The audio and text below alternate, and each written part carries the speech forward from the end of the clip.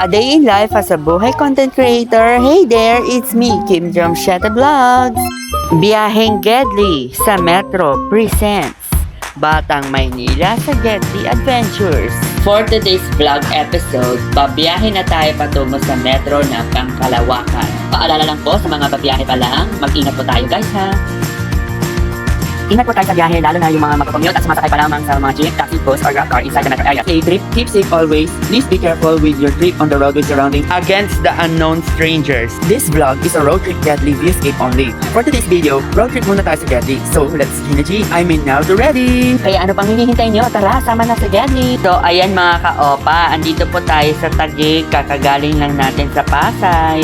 Go lang tayo sa biyaheng Gedli. Tiyak na hindi ka mapapagod kahit umulan man o umaraw. Sakyan mo lang ang trip ng buhay. Adventure Getaways ay hindi na drawing ang lugar na papasyalan. Talaga namang sulit na sulit ang on the way experience. Sabi nila, ang road trip ng buhay ay parang kalye lang sa Gedli na malapit sa kinaroroonan mo. Atras abante, walang sabit. Liliko naman ng pakanan o pakaliwa, babalik at iikot pa rin sa nakaraan. Bawat direksyon, saan ka lulugar kung saan ka mas maging hawa. Lakbayin ng mahabang direksyon. Hindi lamang ito ay mahabang pasensya, itutuloy man o ihinto, darating pa rin ang sandali na kahit ganito ang lawak ng pinagdadaanan sa buhay. Kapit lang sa Gedli patungo sa pangarap ay makakabot din sa kamay ng tagumpay. Yes! Yes to success! So ayan mga ka-opa, on the way pa rin ako sa Taguig. Ayan, kung makapapansin nyo, go lang ng go, kaya natin to, kaya ko rin to. Yay! Isang A naman dyan! Teka, asan na ba ako? Asan na kaya? Mukhang naligaw na yata ako dito. Charot! On the way pa rin ako, diretso lang. Total mahaba pa ang biyahe pero worth it. May kasunod pa yan.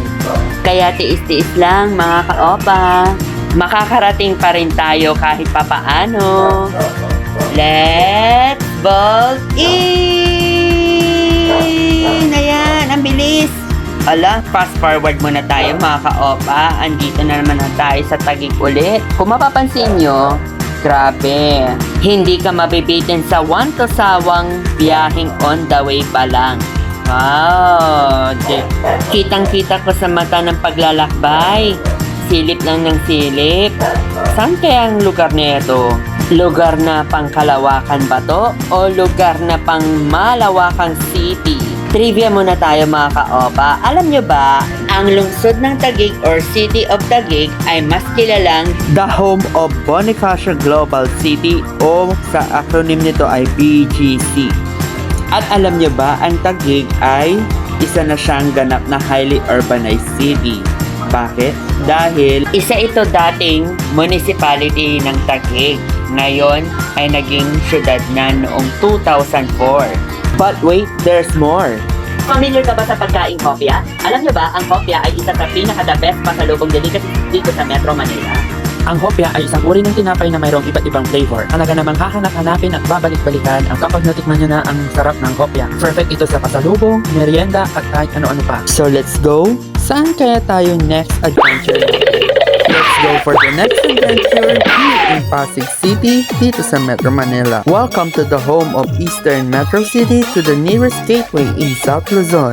Trivia muna tayo mga ka-opa. Alam niyo ba, ang ibig sabihin ng Pasig ay pinaniniwalaang galing sa salitang Sanskrit na pasis o buhangin na tumutukoy sa komunidad na mabuhangin gilid ng ilog. Maari ding galing ito sa salitang pasigan na nanangahulugang tabi ng ilog. Kung mapapansin ninyo at makikita ninyo ang daanan ng lungsod ng Pasig ay napapaligiran ito sa silangan ng lungsod ng Antipolo, bayan ng Cainta at Taytay sa lalawigan ng Rizal. Kaya ano pang hinihintay nyo? Sama na sa adventure na hindi nakakabitin at maginhawa ang buhay. Baka naman, pakilike at follow na lang po sa aming social media pages. More adventures? See you on my next vlog series! Bye-bye!